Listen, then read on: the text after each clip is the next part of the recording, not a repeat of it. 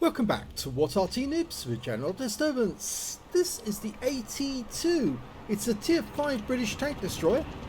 It's located on the west spawn of Berlin and it's under the command of Kreep2knight.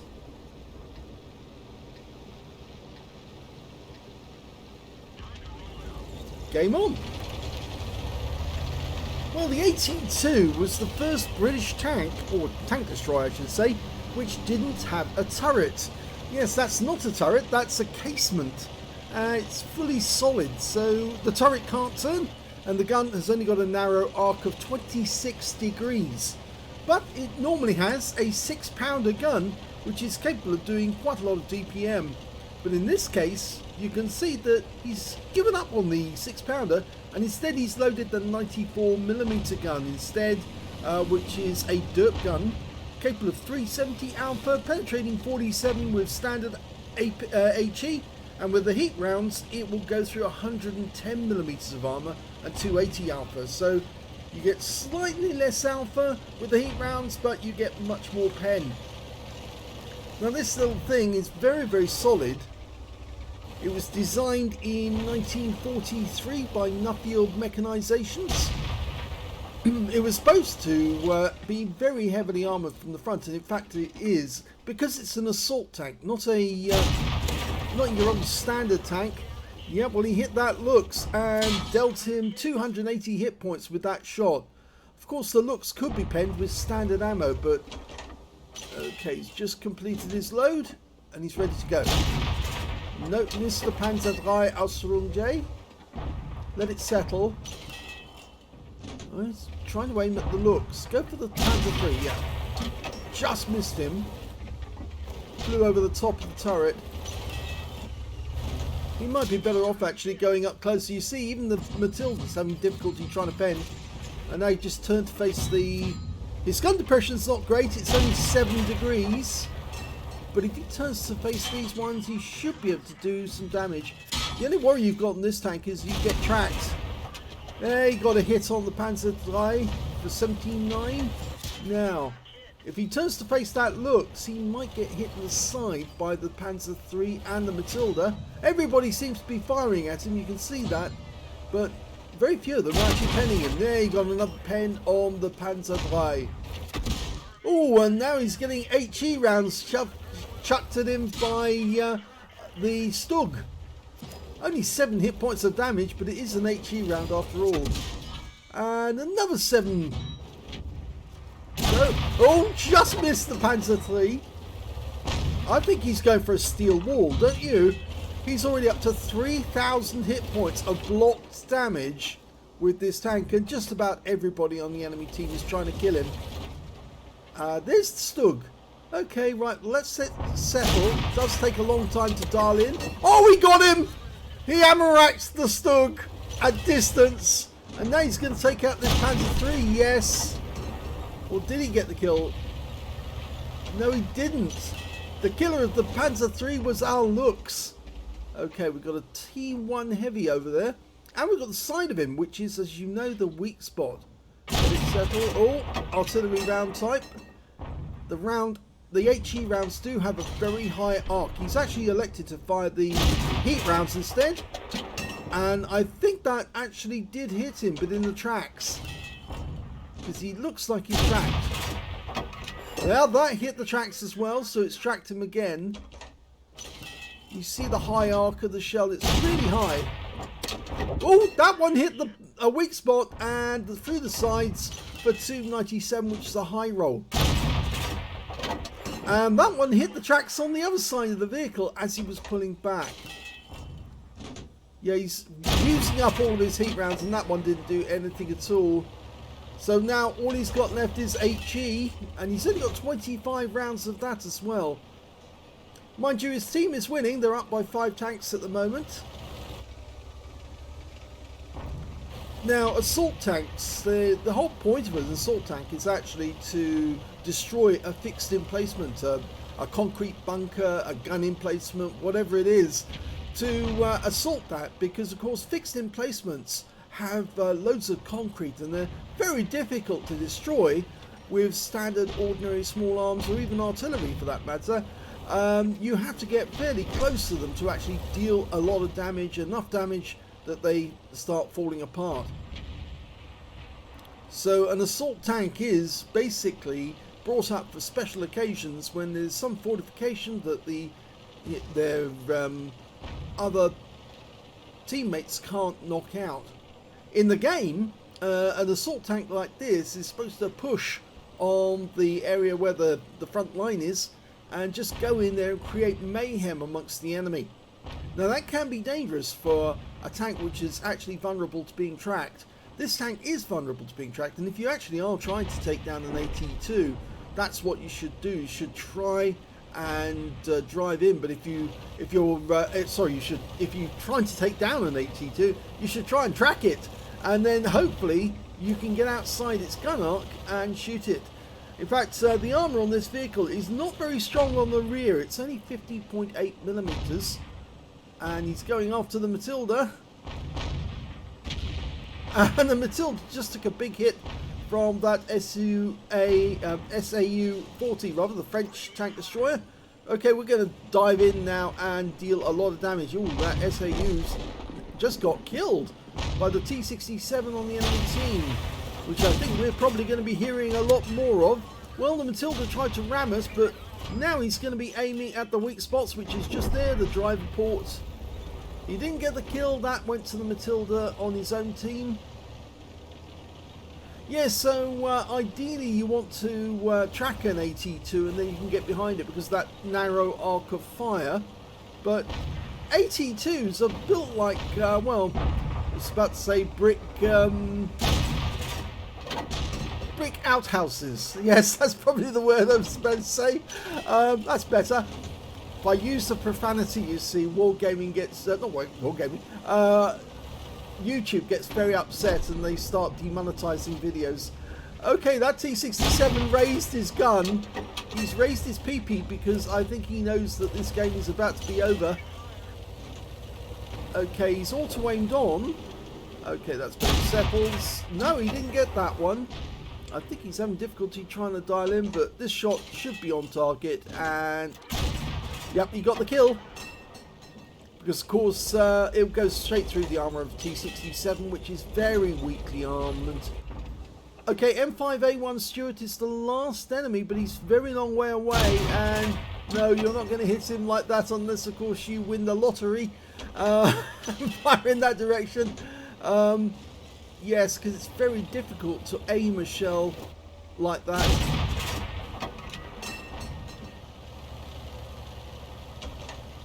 I have seen tanks taken out that way though at long range. I must say it has happened, but it's very, very rare and incredibly difficult to do.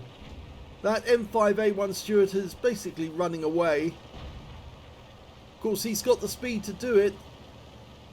Under the circumstances, the best thing to do would just be to head for the cap and start capping. But there's more than enough players on Kreep2knight's team to actually chase after him.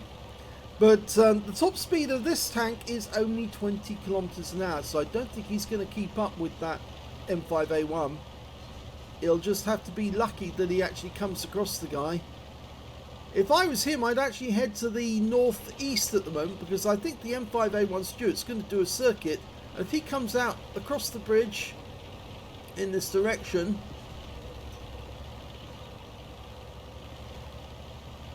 you can see, oh, he's hiding. Has he gone down onto the bridge area? It looks like he's trapped himself in the bridge area. And so Kreep2knight's decided to go to the cap. And in fact, they've killed him. So that's the end of the game for Kreep2knight.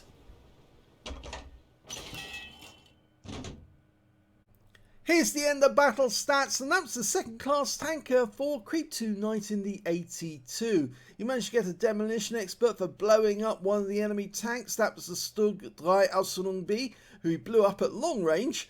He also managed to get a fire for effect for doing more damage than hit points to his own vehicle, a shellproof for blocking more damage than hit points to his own vehicle, a cool headed for surviving 10 or more ricochets and non-penetrations in a row, and yes, he got a steel wall. He blocked the most damage in the game. In fact, he lost very little in the way of hit points. He had nearly 100%, not quite, because there was a few shots that came in from the Stug who actually fired HE at him and did manage to whittle away 7 hit points each time a round landed.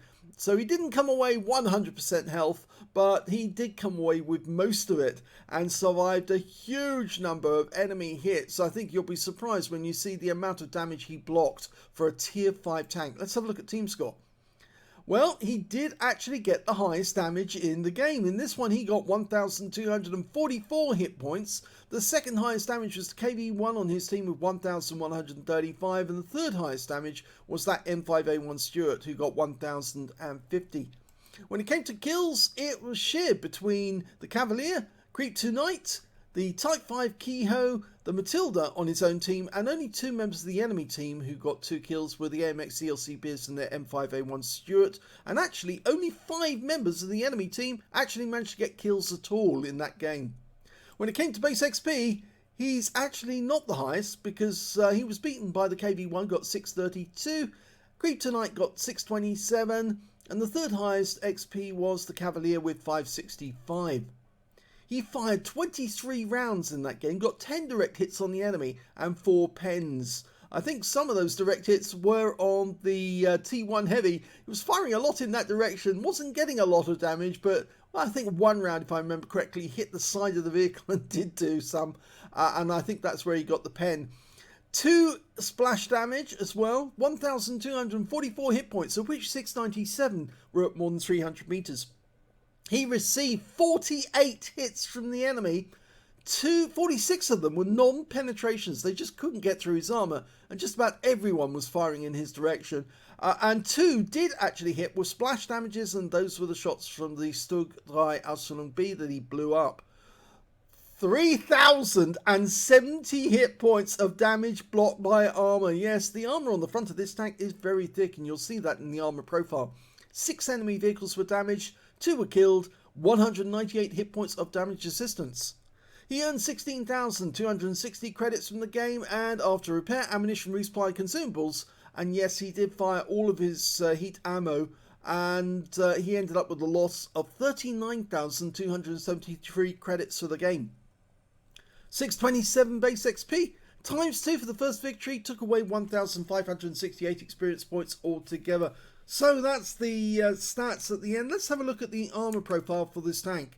Yes, it looks kind of mean from the front, and I think you can see why. The impacted armor, that's slab-sided there actually. I think you can see that, very slab-sided. So the actual impact armor is the same as the effective armor right from the front. It's incredibly thick. Look at that, 63 millimeters of actual armor, but it's 122 effective because it's so well angled there. So if you hit this tank anywhere on its upper plate, you're going to get a very difficult chance of penning it with standard ammo, which is one of the defences of this vehicle, the fact that it can take so much punishment from so much thickness of armor. Remember, that's 15 centimeters of thick steel, rolled steel, to actually make that the front of the vehicle. And it's even tougher around the turret. You can see up here that the impacted armor is 114 millimeters, but the effective armor, because of the shape of the turret and the casement, well, it's not a turret actually, it's a casement, is such that it's actually effective armor 150 or thereabouts, so depending on where you hit it. Really, to be honest, there's very little chance of you getting through the front of this vehicle with anything but either HE, which we saw the Stug do. He did do 7 hit points of damage each shot, but a bit of a waste of ammo, really, to be honest. But the alternative is to actually hit the sides and the rear. If you can, then you're likely to get a pen, because you can see here it's only got 76.2 millimeters effective armor, or actual armor rather, but the effective armor is a lot higher depending on where on the vehicle you're aiming. So if you actually aim for the side of the vehicle, yes, it's only 76 millimeters. You should be able to pen that with standard AP or an APCR round. But if he angles it just slightly, then the effective armor goes up quite a bit. So yes, just even so slightly angled. And remember, this tank really has to stay within the arc. So he has to aim directly towards the front of him. So you're only really ever going to see him looking at you from this angle, because of course that angle is where he can fire, because he can turn the gun a certain amount. It's 13 degrees either side of the center line. So you're not likely to see him over angle like that, because of course he won't be able to get his gun to bear on you. So getting a shot like that will be up to you to position yourself a way that you can get that shot in. If you can get behind this tank, you can see it's very thin at the rear, 50.9 on the turret there. The rear of the engine, again, 38mm of impacted armor, but he's getting what, about 50mm, and yeah, so you can easily pen the sides or the rear of this vehicle. You just can't pen the front because that's where all the heavy armor is. Let's have a look at the modules. Okay, if we look at the modules on this one, we can see the driver is, like in the Matilda, positioned in the center up front. Just behind him and to his right is the gunner operating the 6-pounder, because normally these have a 6-pounder. And just behind him is the TC, the commander, and he's got a radio directly behind him. On the other side of the tank, on the left side, we've got the loader here. He's got his ready rack just behind him. So if you do get behind one of these, you aim for the right-hand side, not the left. If you go to the left, all you'll take out is the commander and the radio. But if you aim for the right, you can actually set off the ammo rack or get the loader, and that will slow down his fire rate. There's another big ammo rack. You can see it's central in the tank. Bit difficult to try and hit it from the sides because it's only very flat and very narrow. So yeah, and you've got to fire between the tracks in order to hit it. But if you want to try and hit that one, you've got to aim for the back of the vehicle, because look at that, straight down and between the rollers. That's where you've got to aim. So it's the second return roller, and it's, if you aiming by lining it up, aim at the back of the vehicle and then go directly downwards. If you aim just behind the casement, you'll actually hit the fuel tank, because the fuel tank is on either side of the engine and there's the transmission at the back. So thanks very much to Armoured Inspector for doing the modules on the vehicle. It's always useful to know where you can actually aim to get the right explosion, right effect. But remember, if you aim for the front of this vehicle, you're not likely to get a pen, not easily, unless of course you've got enough penetration to do the job. If you're in a tier 7 vehicle and you happen to come across one of these bottom tier, then I think you probably won't have much trouble taking them out. If you're in a tier 5 game, or in you're a tier 3 tank in a tier 5, or tier 4 in a tier 5, you are going to have trouble with this one, because it is a particularly tough tank to take down. But the answer is get behind it and then you should be able to kill it. So thanks very much to Kreep2knight for sending in this replay. I hope you enjoyed it. If you did, please give this video a like, do subscribe to our channel, leave a little comment down below because it feeds the algorithm, and thank you for watching.